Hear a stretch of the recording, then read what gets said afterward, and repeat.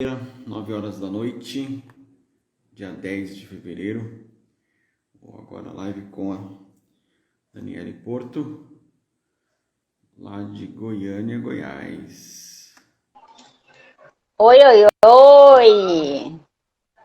Tudo bem, Daniele? Tudo bem com você? Tudo bem, graças a Deus. Te Bom escuto demais. bem? Você me escuta bem? Eu te escuto. Deixa eu acender a luz aqui para dar mais uma, para ver se melhora. Melhorou mais um pouquinho? Tá bom, sim. Mário de Souza, você conhece? Conheço, ele trabalha comigo, já tá aí marcando o ponto aí na live. Muito bem. Boa noite, Mário. Boa noite, Gabriel, que já entrou ali. E boa noite para você, Daniele Porto. Boa noite, Éder. É um prazer estar aqui com você para a gente bater esse papo. O projeto de vocês é bem bacana, de levar educação financeira aí para todo mundo, né? E conta comigo sempre que vocês precisarem, tá bom? Obrigado, o prazer é meu. Eu acompanhei seu trabalho já na hora que você aceitou o convite. Comemorei. Não. Então, é um projeto da BEF. A BEF é a Associação Brasil de Educadores e Educadores Financeiros. E aí, a ideia dos organizadores, o Cleiton, o Fernando e o presidente Rinaldo, de criar um mês inteiro aí de educação financeira, de modo que as pessoas possam ser orientadas em diversos assuntos para poder ajudar. E aí começou no dia 25 de janeiro e vai até o dia 26 de fevereiro. E hoje eu tenho o privilégio de conversar com a Daniele Porto, de Goiânia, Goiás. A gente vai falar sobre como formar a reserva de emergência. Mas aí, antes de a gente começar a entrar no tema, eu queria que você falasse um pouco sobre você, o que você faz aí em Goiânia, o que você trabalha. Tá, vou explicar tudo para vocês. Hoje eu trabalho numa empresa de consultoria de investimentos. Nós prestamos consultoria para as empresas, não é para empresa, para RPPS. Muita gente aí pode ser que não entende muito bem o que é um RPPS. Mas eu vou explicar para vocês aqui por alto, assim, sem entrar muito em detalhes, só para vocês entenderem.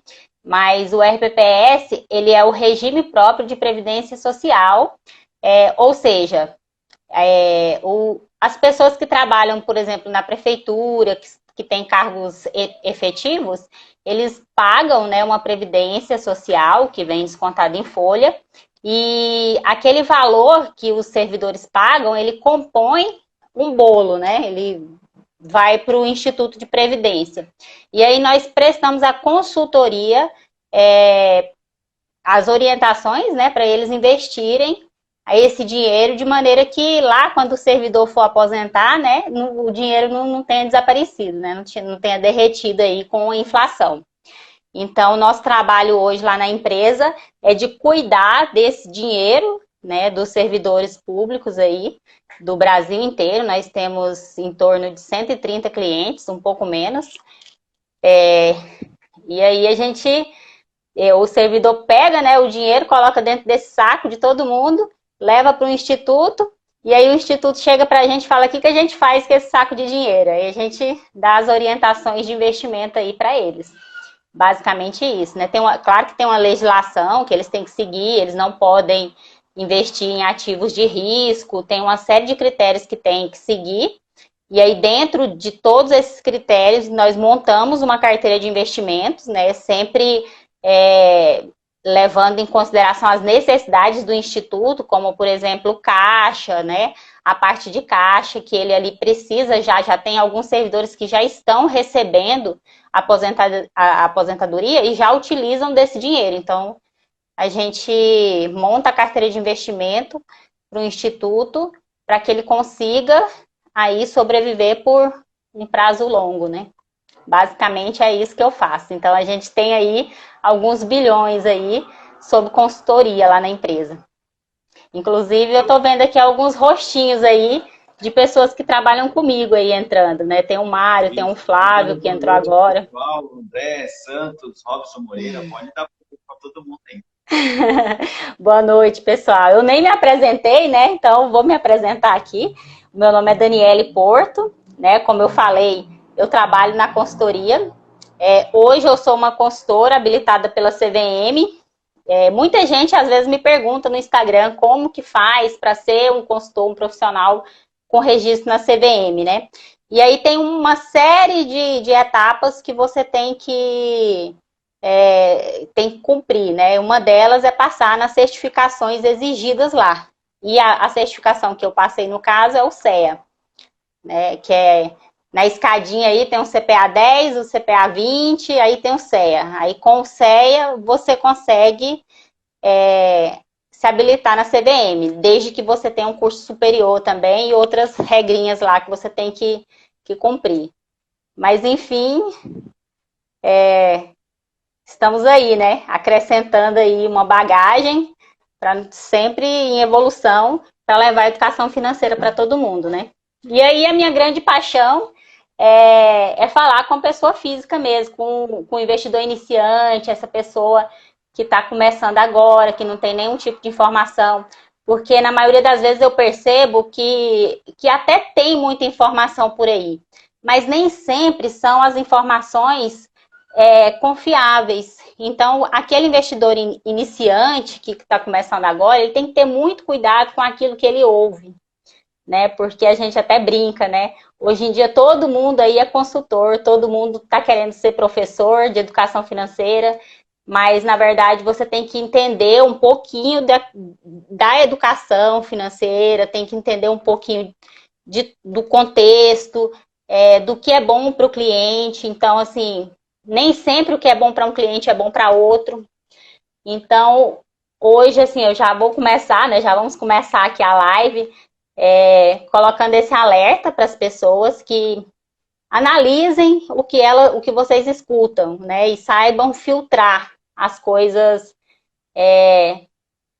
realmente, assim, que podem agregar. Deixa eu colocar aqui. Tô falando demais, né, Éder? Eu começo a falar. Tá tudo certo. Só publicar aqui nosso tema aqui, porque tinha publicado, mas saiu, se o pessoal não sabe. Tá. Ô, Daniel, eu queria perguntar um pouquinho mais sobre a Previdência. Daqui a pouco a gente já entra na reserva de emergência de fato. Tá. Essa é o regime que você falou, que é o R. Fala de novo, por favor. RPPS, que é Regime Próprio de Previdência Social. Esse Certo. regime, porque hoje tem dois tipos de regime, né? Tem o RPPS, tem o RGPS. O RGPS é para quem tem carteira assinada, é autônomo e tudo, que é o geral, né? O que todo mundo conhece. O RPPS, ele já é voltado para servidor público efetivo, né? Então, o RPPS, ele é diferente, tem algumas regrinhas diferentes que eu não vou entrar aqui agora no tema, porque são coisas bem específicas.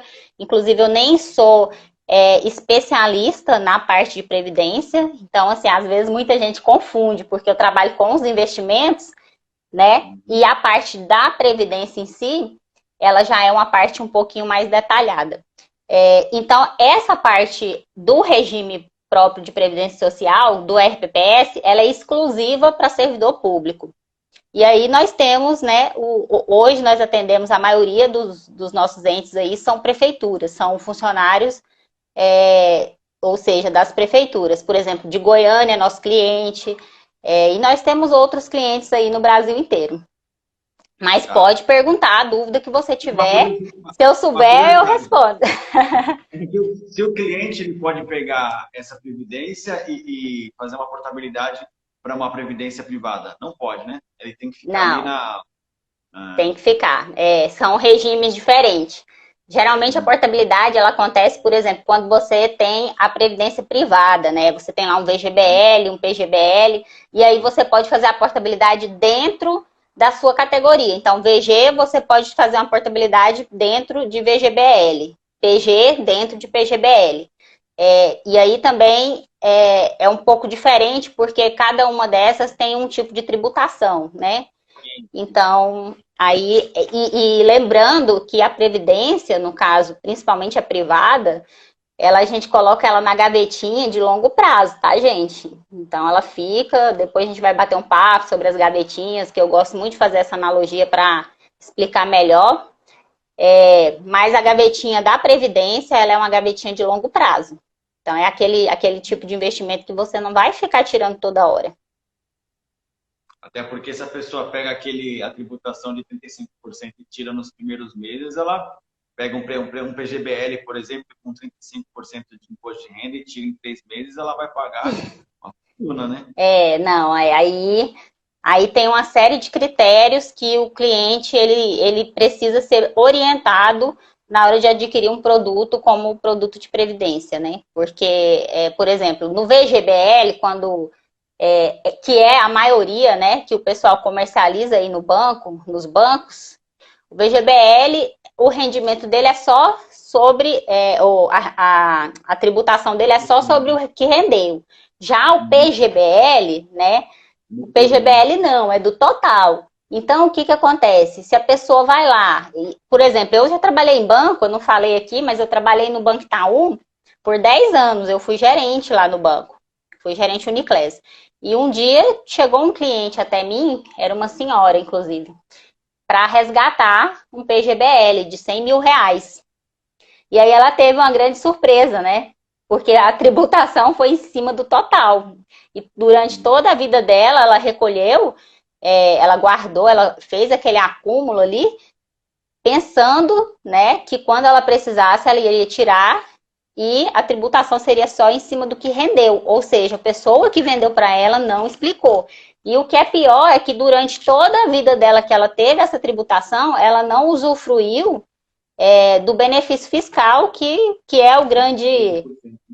que é a grande vantagem de você ter um BGBL. E sem contar que o valor que ela tinha dentro do PGBL era muito superior ao valor que ela teria de benefício fiscal.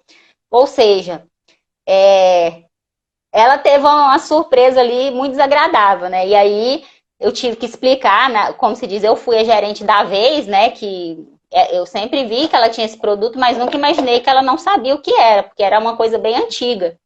E aí, quando ela veio resgatar, eu falei para ela, falei, a senhora está ciente que a tributação vai ser sobre o total e tal, tal, tal. Aí ela já, quando eu falei assim, aí ela já assustou.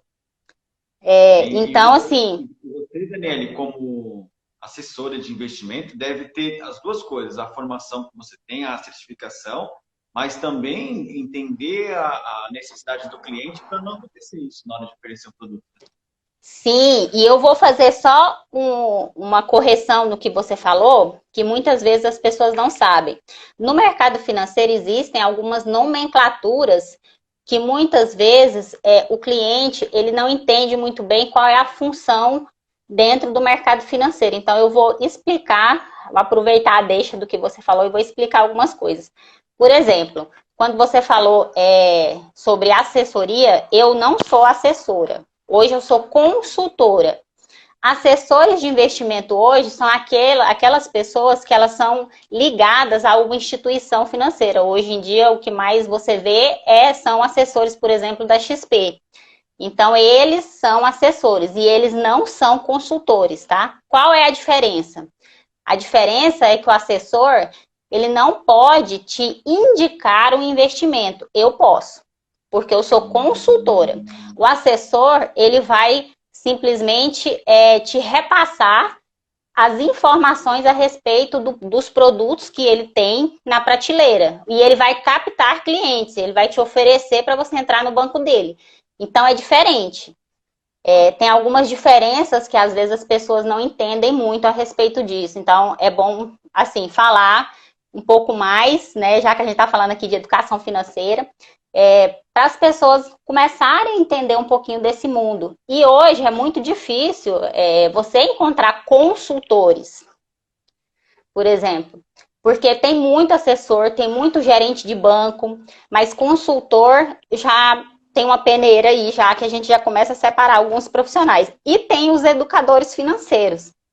Os educadores financeiros, por exemplo, eles têm a função de levar a educação. Então, eles podem falar de tudo. Eles podem falar a respeito da educação, de informação, mas eles também não podem indicar um investimento. Então, assim, quando a pessoa ela chega no educador financeiro, ela vai explicar o que é uma ação, ela vai explicar o que é uma reserva de emergência, o que é uma previdência, mas ela não vai poder falar assim, olha, investe em tal lugar, coloca seu dinheiro ali. Então, ela só o consultor, hoje no mercado financeiro, que é certificado, pode fazer isso. Entendeu? E aí, por isso que a gente é fiscalizado, a gente tem uma série de critérios que a gente precisa prestar contas anualmente para a CVM. E tem mais um profissional, tem mais alguns profissionais também, meu mouse caiu, que eu não citei, mas que eu vou falar por alto, que é o analista, que o analista ele vai te indicar o investimento e ele faz todo o detalhamento do que é o investimento. Então, ele monta com mais propriedade ainda uma carteira de investimento e ele emite parecer também, ele emite a opinião dele sobre aquele ativo. Então, quando você vê, por exemplo, na Suno, ou em algum lugar, uma pessoa que está falando de uma ação, por exemplo, está falando de Magazine Luiza ou está falando de um fundo imobiliário, provavelmente ele tem um CNPI, ele é um analista, entendeu? Quando você vê alguém falando desses tipos de ativo, e não, muitos na internet às vezes falam, mas eles não têm credencial para falar. Então, por isso que eles sempre ficam colocando aquela frase, né? Eu não estou indicando, eu estou falando o que eu compro isso e tal, eu analiso isso. Então, assim, a pessoa ela tem que entender um pouquinho o que ela ouve. Então, é por isso que eu falo. Muitas vezes você ouve alguma coisa, mas aí é a hora que você tem que saber dar uma filtrada, né? Olha, eu estou ouvindo essa informação do Éder, por exemplo, mas o Éder, ele é um educador. Ele está me falando da parte de educação financeira. Então, se ele está me falando de um ativo, de alguma coisa, já é mais nesse sentido educacional. Por exemplo, quando eu falo, muitas vezes eu falo no sentido educacional e quando eu falo alguma coisa além, aí eu aviso para o cliente também, que eu estou analisando tecnicamente aquele produto que eu estou falando. Então, é importante você ficar atento aos sinais que a pessoa que está te transmitindo a informação emite, para você ir filtrando o que é importante e o que não é. Porque aí você vai ser muito capaz de identificar quando uma pessoa começa a falar coisas que são estranhas, sabe? Então, você vai ver ali que aquela pessoa, ela começa a falar que ela não está te indicando o investimento, que é ela que investe naquilo. Aí você começa a perceber que ele não é exatamente um profissional daquela área capaz de fazer indicações, que eu estou falando. Talvez ele é profissional, mas de outra etapa, assim, comercial, de outra... Você já apresentou aqui já, de bandeja, a gente já ganhou a noite já, que você já apresentou 4 perfis diferentes. Que tem o educador financeiro, tem o assessor de investimento, tem o consultor de investimento e tem o analista. E são pessoas completamente diferentes, que podem ter o papel ali numa conversa, que vai transitar por esses papéis, mas cada um com a sua função. Cada um com a sua função. E aí a gente tem mais 2, né, que é importante falar. Um que é muito popular, que é o gerente de banco, né? O gerente do banco meio que não se encaixa em nenhuma dessas credenciais. O gerente do banco, ele é mais da parte comercial, de atendimento ao cliente. Pode, assim, quer ver? Você observa, né, as pessoas que estão assistindo a gente, que quando você vai no gerente, às vezes acontece de você pedir um investimento, ele fala assim, eu vou ligar na minha central para verificar com alguém, ou alguém vai entrar em contato com você. Quando é um produto mais específico, ele faz isso com você, por exemplo. E o outro profissional que eu falei, que eu não falei, que também existe, é o planejador financeiro, que é o que eu estou estudando agora para me tornar. Que aí eu teria... isso, que aí teria que ser através do CFP. E aí o planejador, ele já é um profissional que ele entende um pouco mais de mais outras áreas do conhecimento. Então, ele estuda ali 6 áreas, né? Tem a parte de seguros, de planejamento sucessório, a parte de investimentos, tem várias outras partes, e aí ele tenta fazer, com esse conhecimento nessas 6 áreas, o que é melhor para você. Então, ao invés de você ir ali em vários profissionais, com o atendimento do planejador financeiro, por exemplo, você tem um atendimento completo. Porque ele é capaz de te falar qual que é o seguro mais indicado para você. Se você tem muitos bens, muitas vezes você precisa já fazer um planejamento sucessório. Então, planejamento sucessório, para quem está iniciando agora e talvez não tenha familiaridade com alguns termos, é você planejar para quem você vai deixar o seu dinheiro, né? Então, ali, muitas vezes você tem filhos de mais de um casamento, tem um filho que é do casamento, um que é fora, ou tem um irmão que você quer deixar alguma coisa, mas aí você tem uma esposa, e por aí vai. Então, o planejador, ele já consegue fazer uma estrutura maior, né, para você ter uma organização bem completa. Então, assim, hoje, como se diz, o mercado financeiro é lindo, assim. Quando você começa a estudar, você começa a perceber que as pecinhas vão se encaixando ali. Tem uma pecinha que é para isso, tem uma pecinha que é para aquilo e tem uma pecinha que é para aquilo outro. Então, é muito importante esse trabalho que vocês fazem, de levar o conhecimento para as pessoas. Porque eu acho que as pessoas são muito carentes. Sim, você trazendo hoje esse esclarecimento que vai ficar registrado aqui para todo mundo depois, não vai mais errar na prova quando cair, né? E aí, dos 6 tópicos do CFP, o que a gente vai falar agora sobre reserva de emergência, ele então cai naquele tópico da gestão financeira. Da gestão financeira, exatamente. Então, quando as contas do dia a dia. Isso. Então, o que acontece? O que é reserva de emergência? Quando você começa a pensar em fazer qualquer coisa de investimentos ou de planejamento da sua vida financeira, enfim, você precisa começar o que eu chamo da fase zero, né? O que é a fase zero? A fase zero é você entender a sua estrutura, o esqueleto ali do seu planejamento. Você vai montar exatamente conforme a sua necessidade. E aí cai naquilo que eu falei para vocês, que cada pessoa tem. Você tem a sua própria inflação, por exemplo, né? Porque às vezes o que eu compro não é a mesma coisa que você compra. Por exemplo, vou dar um exemplo bem simples do pessoal entender. Às vezes você tem uma família que consome muito arroz. A minha família, de repente, já não consome tanto arroz. E hoje o arroz está quanto, né? Subiu muito. Então, a inflação, por exemplo, daquela família que consome mais arroz é maior, muitas vezes, do que aquela que consome uma outra coisa que é mais em conta do que o arroz, por exemplo. Então, cada pessoa, cada família tem sua própria inflação. Então, assim, quando a gente começa a entender o planejamento, você começa a desenhar conforme a sua necessidade. E aí vem isso que você falou.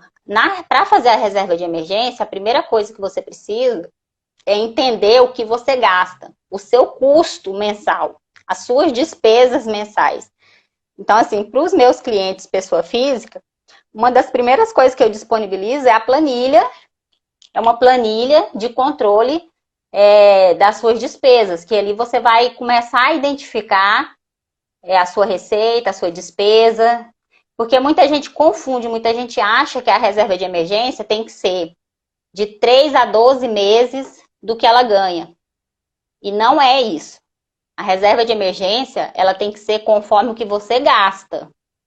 Conforme o que você gasta.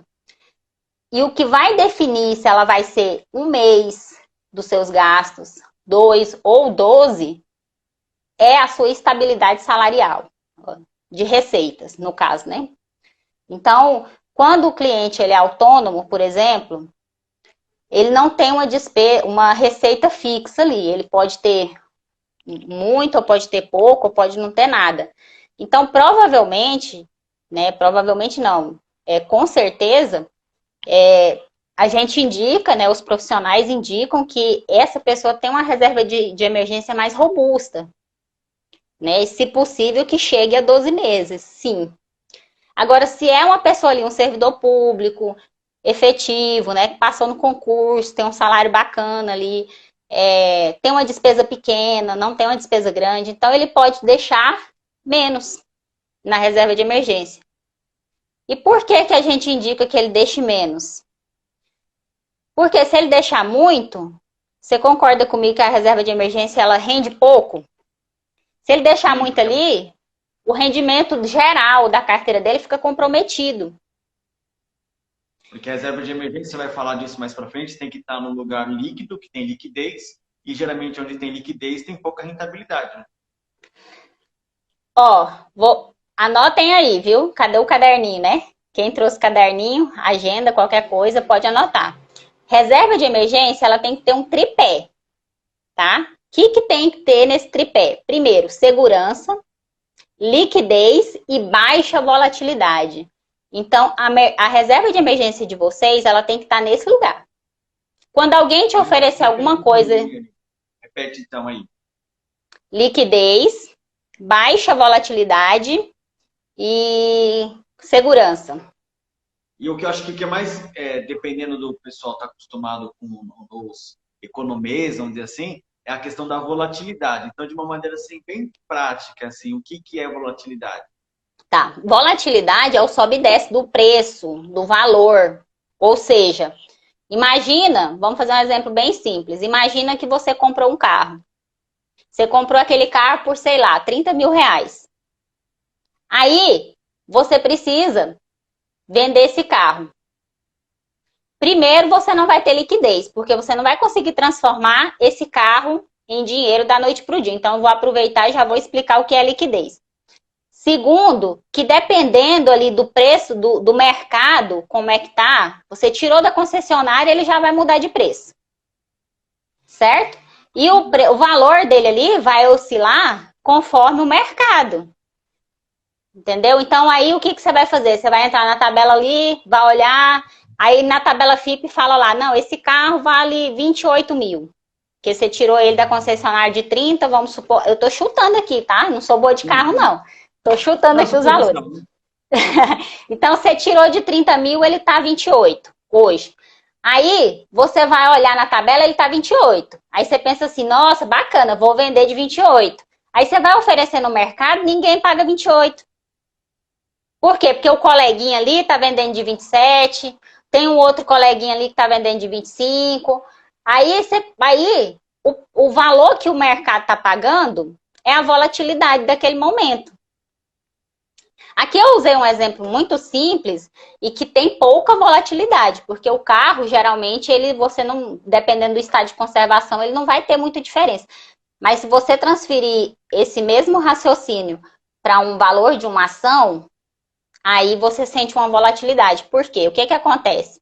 Lembra que eu falei a questão do carro, né? O que acontece? Se naquela época, vamos supor no coronavírus, igual a gente teve aí agora, tá todo mundo desempregado, todo mundo com o carro na mão querendo vender. O que você acha que vai acontecer com o preço do carro? Vai cair. Vai cair. Então você não vai conseguir vender aquele carro com valor justo. Você vai vender ele abaixo do valor justo. Mas isso não significa que o seu carro não é bom. Então, isso é a volatilidade. É o mercado. Exatamente o que acontece na Bolsa de Valores. Isso, exatamente. Então, significa que o mercado não tem dinheiro, não quer, por algum motivo, pagar o valor justo.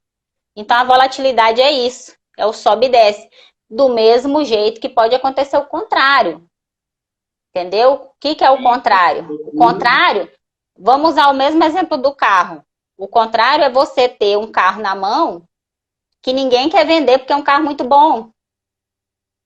E aí você tem aquele carro super conservado, top de linha ali, e você quer vender. Então você consegue vender, às vezes, até melhor. Eu vou usar meu próprio exemplo. Semana passada eu vendi o carro que eu tinha porque eu quero trocar de carro. E eu vendi o carro, por incrível que pareça, acima do valor da tabela FIP, porque o meu carro, ele tinha, deixa eu ver, acho que mais de 5 anos, mas ele estava com 30 mil quilômetros rodados, porque eu não ando nele. E era um carro bem simples. Então, assim, quando eu coloquei a venda, eu vendi ele em 12 horas acima do preço de mercado. Eu mesmo me assustei, falei assim, nossa, que legal, né? Que bacana que deu certo. Mas foi uma coisa assim surpreendente. Então, quando você consegue vender alguma coisa acima do valor de mercado, aí você pegou a volatilidade para cima. A volatilidade do lado bom, né? Que o pessoal fala. Porque a volatilidade do lado bom que eu tô falando depende muito do seu interesse. Porque, como se diz, se você tá comprando e você sabe que aquele carro é bom, você quer comprar o carro mais caro ou mais barato? Você quer comprar barato. Então, a volatilidade para baixo é bom para você que está comprando. Porque você conhece o produto, né? Que você conhece. Então, gente, primeira coisa, comprem investimentos ativos que vocês conheçam. Que vocês conheçam. Porque aí você tem mais condição de saber se ele está no preço justo ou não. Sim. Então, volatilidade está bem explicado. Aí a liquidez, você comentou, mas dá para dar uma reforçada. A liquidez eu gosto do exemplo do apartamento ou da casa. Por quê? Porque é um valor grande. Você tem ali um valor alto, imobilizado, ou seja, parado, em um bem só, em um ativo só. Então, você tem lá uma casa de 150 mil, por exemplo. Um apartamento de 150 mil, alguma coisa assim. E aí você quer vender. Você consegue o dinheiro da noite para o dia? Não consegue. Isso é a liquidez. A liquidez é a capacidade de você transformar o bem em dinheiro, de poder pegar o dinheiro e comprar outra coisa. Então, isso é a liquidez. Quando você consegue fazer isso, aí você transformar o ativo em dinheiro, aí você tem liquidez, ele é líquido. Então, na reserva de emergência, esse é um dos tripés. Você tem que ter liquidez. Baixa volatilidade. E alta segurança. Isso, e alta segurança, né? Ou seja, segurança total. Liquidez, ou seja, precisou do dinheiro, você vai no banco e tira. No máximo com um dia. Com um dia, de um dia para o outro, você tira. Volatilidade é isso. Qualquer hora que você precisar, ele vai ser o mesmo valor. Entendeu? Por que ele tem que ter baixa volatilidade? Você imagina o seu filho doente, você precisar de comprar um remédio mais caro, por exemplo, e aí você vai lá no banco e fala assim, eu preciso de R$500 porque meu filho tem que tomar a medicação X. E aí você vai lá, aí você guardou aqueles R$500 que você juntou 3 meses, você vai lá, não tem R$500, tem 300. Por quê? Porque tava com a volatilidade baixa naquele dia. E aí? Você vai ter que pegar. Você vai ter que pegar porque seu filho não vai esperar o ativo voltar para R$500 para tomar o remédio.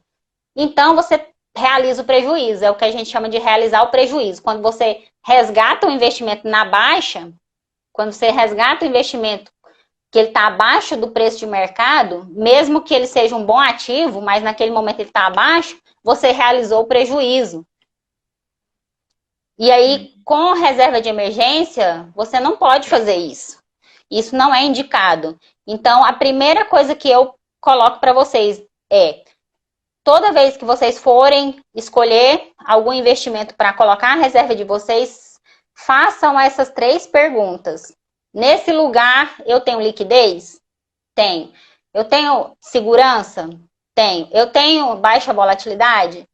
Tenho. Baixa volatilidade qualquer hora que eu olhar aqui, o meu dinheiro não vai ter diminuído do valor que eu coloquei. Ele vai estar oscilando, nem que seja do mesmo valor que eu coloquei, mas ele vai estar lá.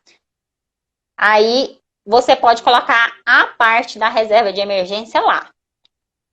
Sim. E aí, Dani, quando eu comecei a investir, eu acreditava que isso tudo que você está falando podia se resumir a qualquer produto de renda fixa. É mentira, né? É mentira. Por quê? O que acontece? É verdade que a sua reserva de emergência precisa estar em renda fixa. Isso é verdade. Mas não é verdade.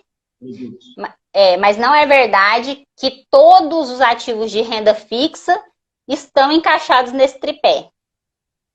Entendeu? Por quê? Vamos supor que você pega um título do Tesouro Direto mais longo. Aí você vai lá e pega um título com vencimento daqui 20 anos, sei lá. Pega lá um mais longo. 10 anos, 20 anos. 2045, isso. O que vai acontecer? Vai acontecer uma questão que chama marcação a mercado. Lembra da historinha do carro que eu contei? O que acontece? O governo chega para você e fala assim, olha, o seu carro vale tanto e eu vou recomprar o seu carro daqui tantos anos por X valor. Você fechou, pegou na mão do governo, fechou um acordo com ele. Bacana. Se você segurar o seu título até no vencimento, o governo vai honrar o que ele te prometeu e vai te pagar exatamente o que ele falou. Aí você me pergunta, Dani, mas meu dinheiro fica preso até lá? Eu não posso resgatar? Mentira. Aí que vem a pegadinha.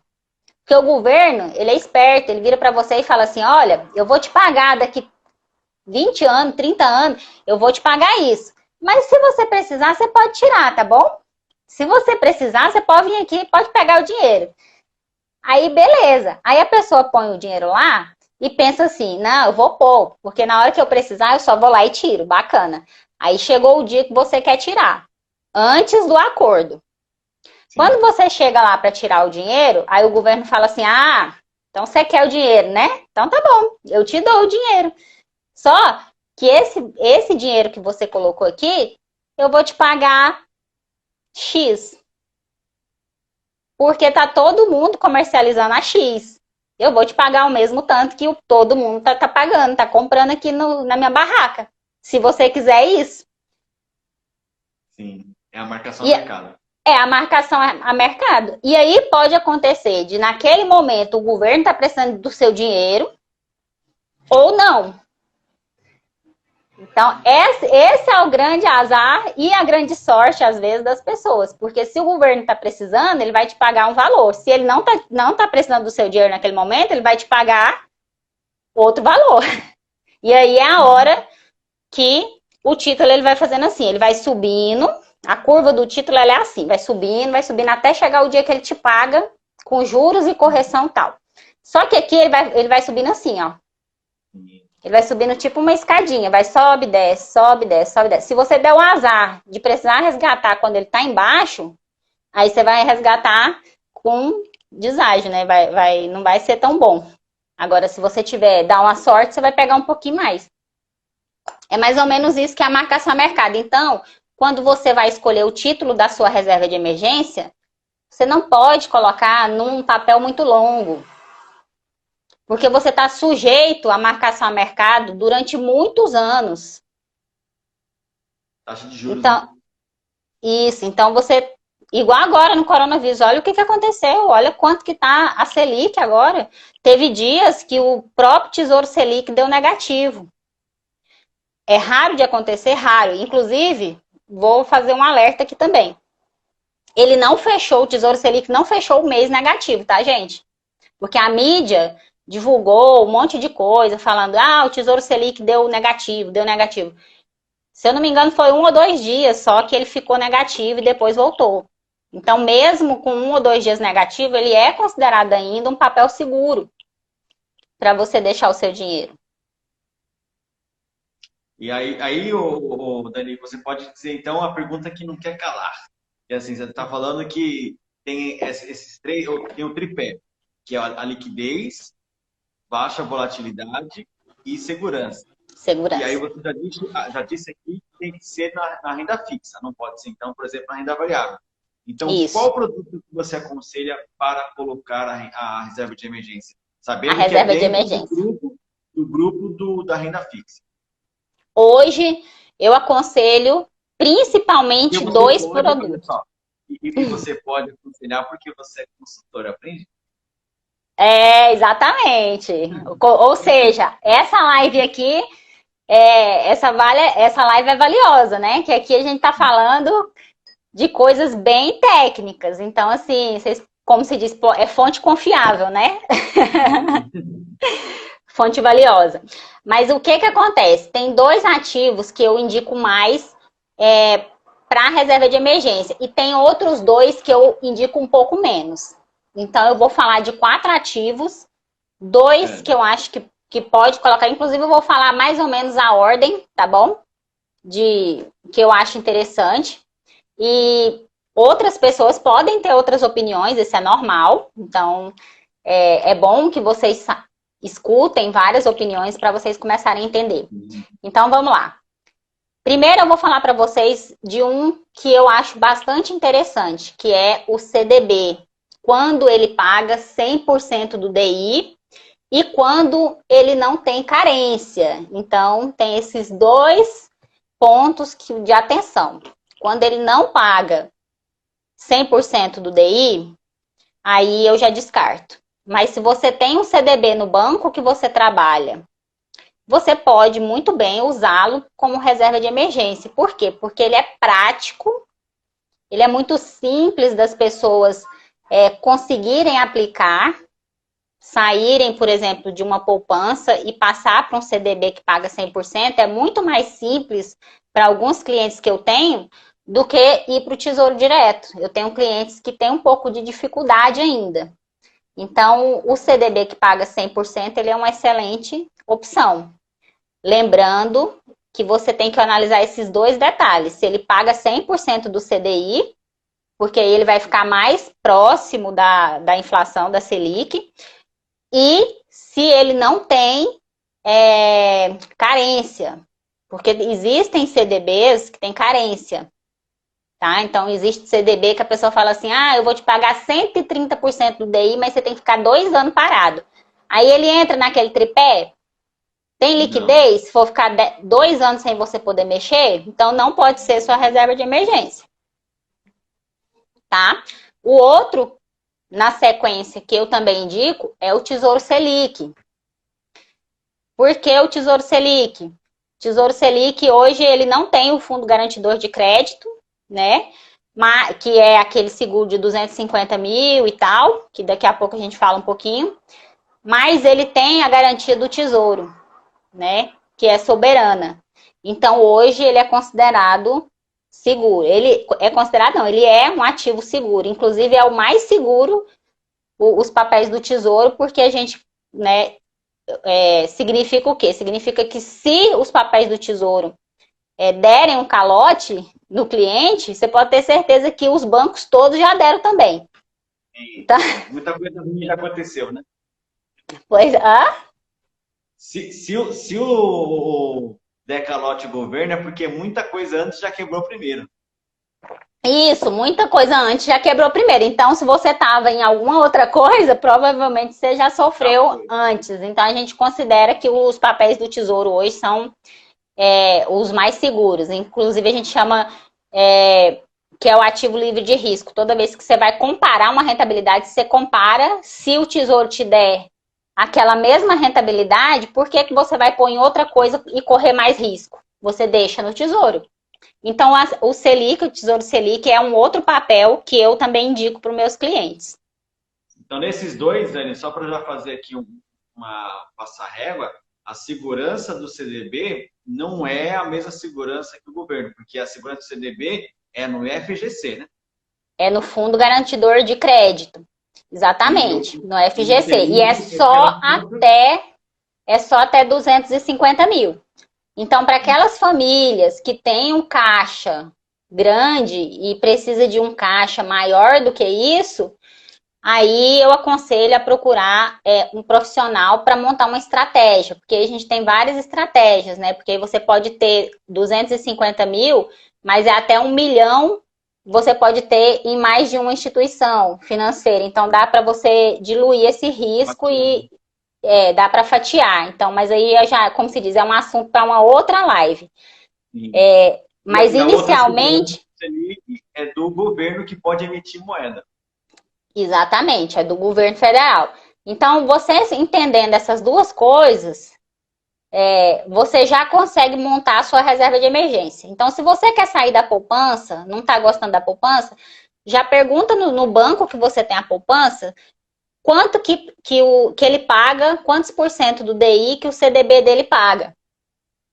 Se for 100%, se for pareado 100%, ok, você pode, e se for sem carência, você pode colocar lá, tá bom? Se for menos de 100%, aí é melhor você ir para o Tesouro Selic. Muito bom. Tá bom? Tem dois, porque eram 4. Eram 4. Deixa eu lembrar aqui que agora eu até esqueci. Tem um que é bem polêmico, que é a poupança, né? Eu não sou contra a poupança como reserva de emergência. Não sou contra. Por quê? Porque ela encaixa no tripé. ela tem Sim. segurança, tem segurança. Ela tem liquidez, tem liquidez. Tem baixa volatilidade, tem baixa volatilidade. Ou seja, você não vai ter rendimento, tudo bem, é a gaveta da vovó, entendeu? Você vai pôr o dinheiro ali, como se diz, gaveta da vovó, não, o colchão é o colchão, né? Lembra que colocava dinheiro debaixo do colchão? Sim. Então, a poupança hoje é isso. Você deixa o dinheiro lá, ele vai, inclusive, talvez perder o poder de compra aí, dependendo de quanto tempo que você deixa lá. Mas aí, você lembra que no início da live eu falei do volume de dinheiro que você tem que ter na sua reserva de emergência? Se você é uma pessoa que está estudando educação financeira e já entendeu suas despesas, você concorda comigo que você não vai deixar dentro da poupança R$ 1 milhão? Sim. Se R$ 1 milhão não é a sua reserva de emergência, você vai deixar R$ 1 milhão parado na poupança? Aí você está perdendo dinheiro.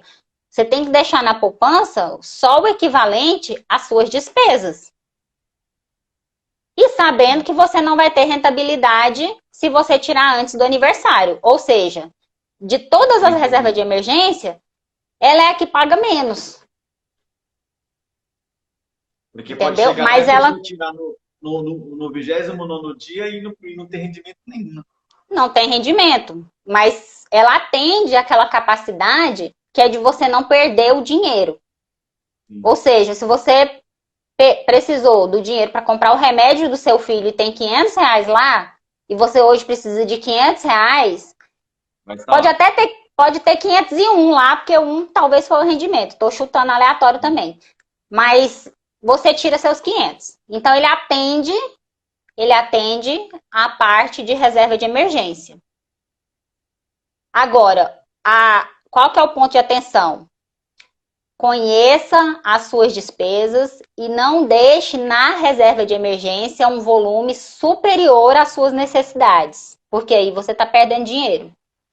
Então, por exemplo, se você é um funcionário público, tem salário fixo, tem uma despesa controlada, você vai deixar lá um ano das suas despesas, o equivalente a um ano dentro da poupança, não faz sentido. Aí você tem que deixar lá o equivalente a, no máximo, estourando 3 meses, porque você não vai precisar muito desse dinheiro. Deixa lá 3 meses, 2 meses, entendeu? E vai colocando o restante em outros ativos, que rendem mais. Dani, como consultora, pode dizer que tem aquela poupança que é antiga, que paga 0,5% ao mês. E aí, se a pessoa de repente pega essa poupança e joga na Selic hoje, ela perde dinheiro, né? A mais antiga, ela tá dando mais um pouco, porque ela dá meio, né? Hoje em dia, o nosso juro tá 2%. Então, 2% ao ano, né? Então, 2% ao ano sem imposto de renda. Sem imposto de renda. Você fala sem imposto de renda o quê? Não tem, por exemplo, no Selic tem, né? No rendimento. No Selic tem. Então, tem, antiga, além de pagar 6%. Tá, isso. Eu pensei que você estava falando do Tesouro, que eu ia falar que no Tesouro tem imposto. É verdade. Na poupança antiga não tem, nenhuma das poupanças tem imposto de renda, né? Mas a antiga, ela tem uma remuneração maior. Só que o que acontece? Eu tinha muito cliente que fez isso, tá? No banco. Muito cliente que às vezes tirou o dinheiro da poupança antiga sem perceber e colocou na poupança nova. E aí ele virava para mim e falava assim, mas meu dinheiro tá aqui tem não sei quantos anos. Quando você puxava o extrato, você percebia lá que em algum momento ele fez um resgate e aplicou de novo. Quando ele fez isso, automaticamente o sistema colocou na poupança nova. Sim. Então, aquela pessoa que tem o dinheiro na poupança antiga, geralmente ele é muito conservador, ele já sabe que o dinheiro dele tá ali, parado. E assim, eu vou cá entre nós. Porque tem gente que nem sabe que tem essa diferença, né? De repente, não sabe. Mas agora eu vou falar uma coisa para vocês, cá entre nós. Se uma pessoa tem a poupança antiga, provavelmente ela tá com a reserva de emergência dela muito maior do que ela precisa. Porque se ela até hoje tem a poupança antiga guardada na poupança, ela deve ter um volume lá maior se ela continuou fazendo aportes, né? Que eu estou imaginando que ela continuou fazendo aportes até hoje. Então, ela precisa fazer uma adequação ali, de ver quanto que é o valor da despesa dela e deixar ali só o mesmo equivalente. Porque às vezes ele pensa assim, minha poupança é antiga, eu estou ganhando muito dinheiro. E não coloca em outros ativos que vão render mais a longo prazo. Então, ele... É importante fazer essa conta, né? É importante entender sobre isso, porque é o que eu sempre falo para os clientes. Não é bom você olhar a rentabilidade só de um produto. Você tem que entender a rentabilidade da sua carteira. E a rentabilidade da sua carteira, ela é feita com a reserva de emergência, mais os outros ativos que você tem investido. Entendeu? E o que as pessoas às vezes cometem um erro, que eles olham somente a rentabilidade de um ativo isolado. E aí a vilã da vez é a poupança, porque eles chegam, olham a poupança e falam assim, a poupança não está dando nada. Vou tirar o meu rico dinheirinho daqui e vou colocar na bolsa de valores. E aí ele esquece que ele precisa ter uma reserva de emergência e coloca 100% em renda variável. Renda variável, gente, não atende aquele tripé. Renda variável tem segurança? Não. Não tem segurança. Você pode pôr o dinheiro lá, mesmo sendo um ativo bom, mas pode acontecer um risco igual teve agora do coronavírus e aquele ativo desvalorizar. O preço de mercado dele cair ali, entendeu? Desvalorizar que eu tô falando não é do valor real do ativo, mas do valor que o mercado paga. E aí você precisa resgatar. Sabe o que aconteceu agora no coronavírus que eu vi muito? Muito mesmo. Pessoas que colocaram 100% na bolsa, esperando as reformas da Previdência e tudo. Tirou, rapou todo o dinheiro da poupança e colocou tudo 100% na bolsa. E eram pessoas que, por exemplo, têm empregos que não eram estáveis, eram funcionários autônomos, vamos supor, donos de loja e tal, e eles colocaram todo o dinheiro dele na bolsa e esqueceu que eles precisavam da reserva de emergência. E aí o que nós tivemos? Um evento mundial, que foi o coronavírus. Sim. O sistema entrou em colapso. Então, o que acontece? É o famoso risco sistêmico.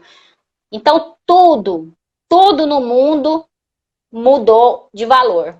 Puf, caiu. Se você olhar no gráfico, ele faz assim, ó. Puf, tem um triângulo lá.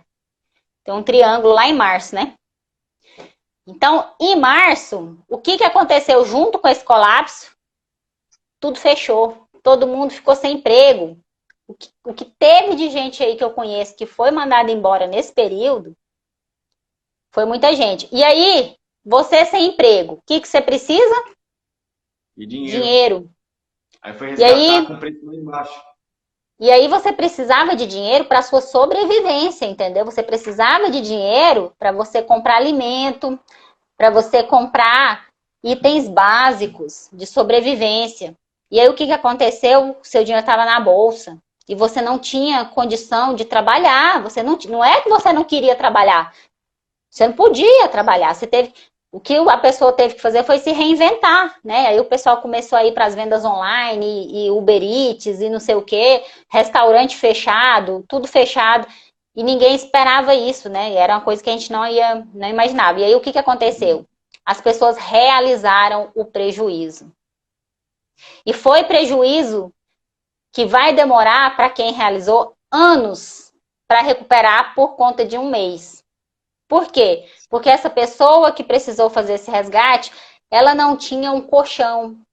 Ela não tinha uma reserva de emergência para se manter. Se essas pessoas tivessem condições de se manter 3 meses, 2, 1 mês, às vezes, com 1 mês ali a gente já viu a neblina voltando, saindo e as coisas abrindo. Começou a abrir depois, né? Começou, então com 1 mês, se a pessoa tinha ali 1 mês para viver mais apertadinho, sem resgatar, ela já ia conseguir um emprego e tal. E hoje, nós estamos batendo quanto? E hoje eu não vi quanto que fechou a bolsa. Mas 118, nós estamos batendo recordes aí.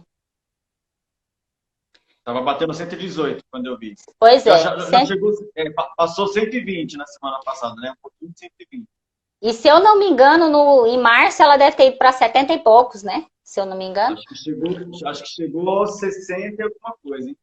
Foi. Então agora você pensa, se você usa gráficos e comparações comuns aí, rotineiras, onde que a gente ia imaginar que isso ia acontecer? Não, a gente nem ia imaginar, e aconteceu. E aí foi onde muita gente ganhou dinheiro. Por quê? Sim. Vou falar de uma coisa aqui que é muito comum com os grandes investidores, e talvez quem está iniciando aqui ainda não tem esse conhecimento, mas os grandes investidores, além de ter uma reserva de emergência, eles têm o que a gente chama de reserva de liquidez ou oportunidades.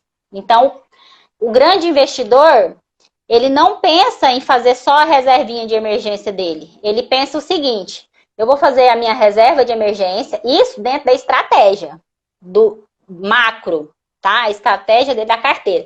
Então, ele pensa, eu vou ter minha reserva de emergência, porque eu posso ficar até 1 ano sem trabalhar que eu estou tranquilo. Por exemplo, um grande investidor tem uma reserva de emergência, geralmente que aguenta ali 1 ano tranquilamente sem ele trabalhar mais, só se mantendo com os investimentos.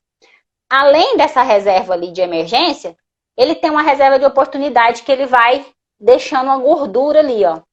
É aquela gordura que ele vai colocar num ativo que, se ele precisar, se tiver uma oportunidade de negócio, ele entra. E aí o que aconteceu? Em março, a bolsa, puf, né? Deu aquele triângulo invertido ali, pá. Só que a pessoa que é um grande investidor, ela já conhece as empresas que vão aguentar o baque. Então ele já tem essa visão de balanço, ele já está analisando ali balanço, e geralmente ele já tem as empresas do interesse dele. Então ele já pensa assim, essa empresa aqui é uma boa empresa, já tem tantos anos de mercado, é uma empresa que está começando, mas é uma empresa que tem um grande potencial e tal. Então ele tem uma visão ali e ele tem essa reserva. Na hora que acontece uma coisa assim, ele vai lá e põe dinheiro nela. E aí quando ela sobe, aí ele ganha dinheiro. Praticamente dobrou o capital, né? Inclusive tem muita gente que está realizando lucro agora, nesse primeiro semestre. Tem muita gente que eu conheço que já está se organizando para realizar lucro agora no primeiro semestre. E aí, quando acontecem essas realizações de lucro, é normal que a bolsa dê um passinho para trás, né? Então, a gente, por exemplo... Tá tendo venda, ela cai, né? Isso. Então, a gente que trabalha no mercado financeiro, sempre depois de uma grande alta, a gente espera que vai ter alguns dias de queda. E aí, nesses dias de queda, são oportunidades para as pessoas que estão de olho entrarem. Então, você tem que ter um pouco de visão.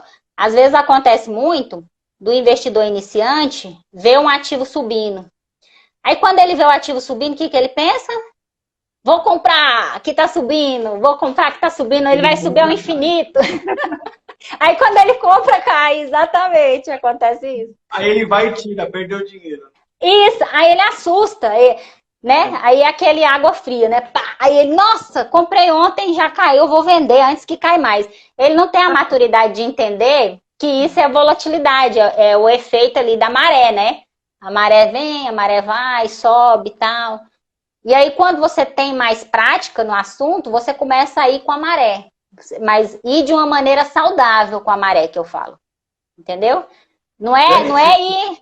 É ir no balanço da maré, que eu falo. Só você ali entendendo, tal. Fez praia, você curte a praia.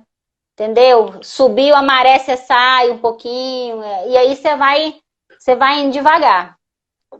São anos que você já tem de experiência e por isso que tem tanta propriedade para falar. Dani, o papo tá tão bom que a gente já tem que terminar. Nossa! Foi gostoso. Vai ter que marcar a segunda live, porque não deu metade do que a gente estava para falar. Mas finaliza com o quarto tópico, só para o pessoal sair. Então, ó, primeiro foi o CDB, o segundo o Tesouro Selic, aí já começou a entrar ali no plano B, que é a poupança, e você lembra do quarto? são fundos de renda fixa, o quarto. Só que os fundos de renda fixa, geralmente chamam fundo simples. Você tem que ficar atento à taxa de administração, tá? Então, eu sempre aconselho assim, não é que é ruim, mas tem que ter um ponto de atenção, porque às vezes a rentabilidade ela vai ficar toda na taxa de administração.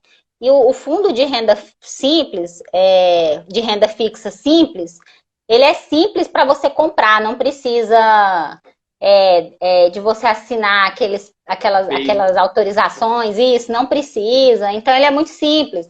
Então, eu tenho clientes que têm e gostam. Só que aí eu peço para analisar a taxa de administração do banco. E também ficar atento para quanto de dinheiro está sendo aportado para aquele fundo, né? Sendo que ele já pode colocar num fundo que tem um pouquinho mais de risco, exatamente. E aí consegue rentabilizar mais. Então, desses todos que eu falei, é mais ou menos esses pontos de atenção que eu acho que o investidor ele tem que começar a estudar e entender um pouquinho para escolher qual é melhor para ele naquele momento. Tá bom. Então ficou essa live, então, na verdade, alocação, vamos chamar de alocação da reserva de emergência. Acho que ficou mais pressionado, né? E aí a gente vai fazer uma outra live para você contar a sua experiência, como é que forma, porque tem gente... Essa live vai servir, então, para aquelas pessoas que já têm uma reserva de emergência e estão preocupadas agora em onde vai alocar essa reserva. E aí você vai na próxima ensinar para o pessoal como é que forma, quais estratégias que você aí, ao longo desses anos, já tomou conhecimento, que é bom cortar, que é bom economizar, para poder ajudar o pessoal a formar a reserva de emergência. Adorei a live com vocês, um abraço a todos, viu? Quem quiser me seguir lá nas redes sociais, eu sempre posto conteúdo, pode me fazer pergunta via direct, por onde vocês quiserem ali, e contem comigo, depois vamos fazer essa outra live, estou à disposição. O que vocês precisarem, pode me chamar. Eu gostei muito, Dani, porque você foi muito técnica e aí tirou dúvida, e até na questão você fala do DI. Muita gente, praticamente todos falam CDI, 100% do CDI, mas na verdade é 100% do DI, né? Hoje em dia, praticamente você pode falar CDI ou DI, não tem problema, porque o mercado como se diz, o mercado já adotou. Não tem muito problema, não. Porque na Ambima coloca DI, né? Não coloca DI. CDI. Oficialmente a gente fala DI, mas comercialmente não tem problema você falar. Então tá bom. Agora, como você já me ensinou a diferença de assessor como consultor, nada como tirar uma dúvida aqui agora. Tá certo. Obrigado, viu, Dani? Boa noite para você. Obrigado para todo mundo que assistiu. O Sérgio entrou, o Cleiton entrou agora. E aí a gente vai marcar a segunda live, então, tá bom? Eu que agradeço, viu? Até mais. Boa noite a todos. Pra você também. Até a próxima. Tchau, tchau. Até a próxima. Tchau, tchau.